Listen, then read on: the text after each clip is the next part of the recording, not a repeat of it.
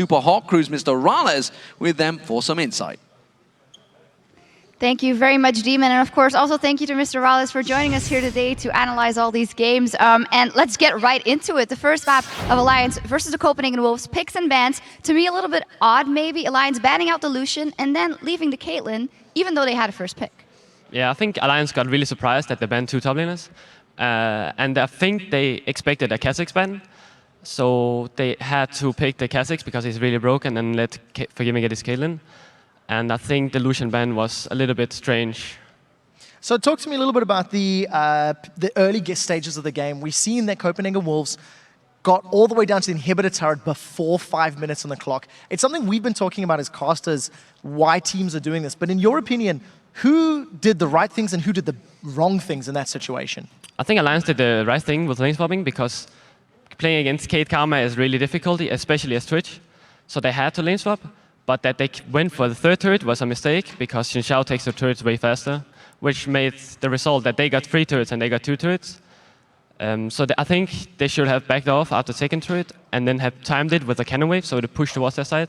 Because the thing that happened is that Wicked had to freeze bot lane, and then the bot lane went top lane again, which resulted in a free Drake for Copenhagen Wolves. So they definitely played the swap a little bit bad. So very strong play by Wolves out the gate.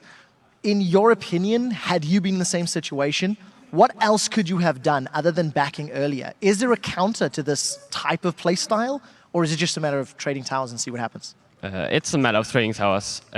But if they timed it correctly with cannon wave, then Wicked could have went top, and they could have pushed out bot lane and tried to go for that turret instead of just giving Frake.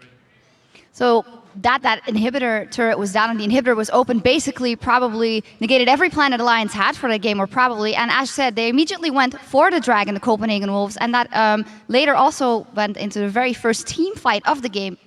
And we have a replay of that. Yeah, so we do. Dragon control was great for Copenhagen Wolves. They got the first couple of spawn. The first time we've seen Alliance contesting was around the 20-minute mark. Let's pull that replay up onto your screens right now.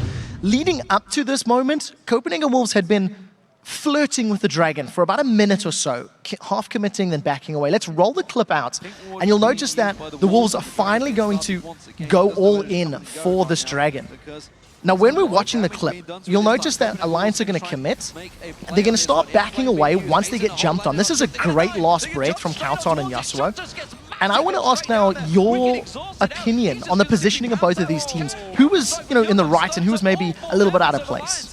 Well, obviously, Shug was a little bit out of place, but that Copenhagen Wolves chased and allowed Taps to do a lot of damage, while Six can just throw down bombs, was a really, really bad decision for Copenhagen Wolves. They should just have gone the Drake and one kill, and just backed off. It's actually something we see Amazing doing fairly often. When he feels confident, he does jump in and goes a little bit bloodthirsty at times. Yeah, absolutely. And actually someone who does that as well is Tab. Sometimes he uses his flash very offensively. He was on Twitch. You played Twitch just 2 weeks ago.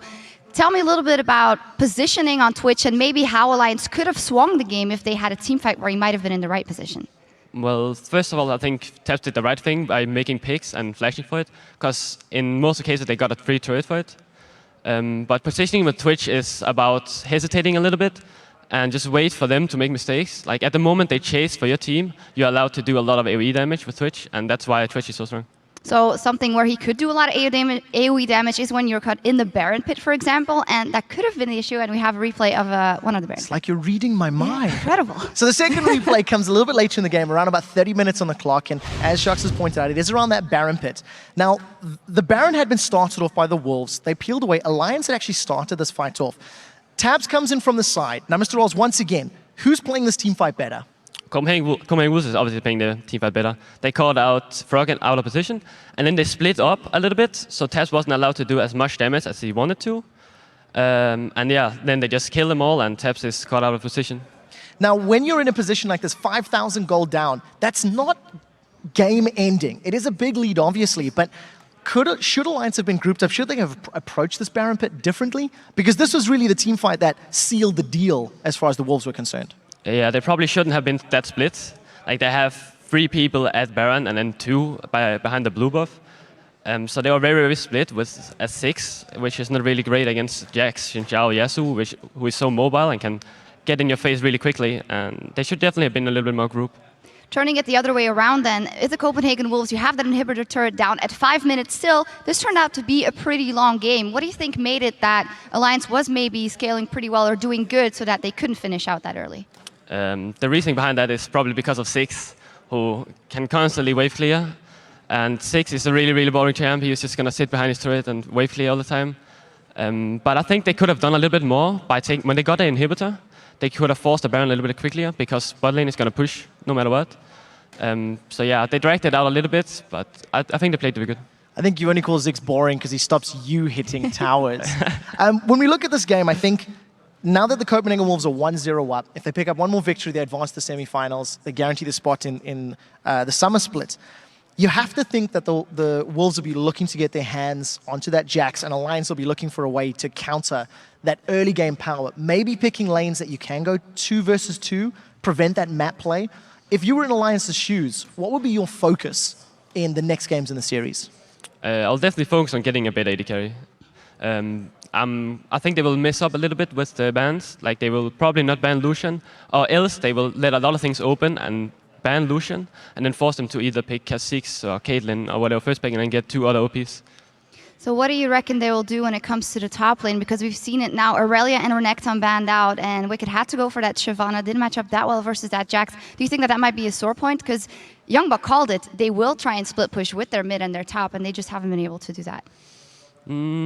I think, I don't know, it's hard to say what they're going to do in top lane because they ban out so many top laners. And it's very hard because there's not that many top lane champions that is really good. So yeah, they probably have to do something about the Jax pick, but I'm not quite sure what they should do.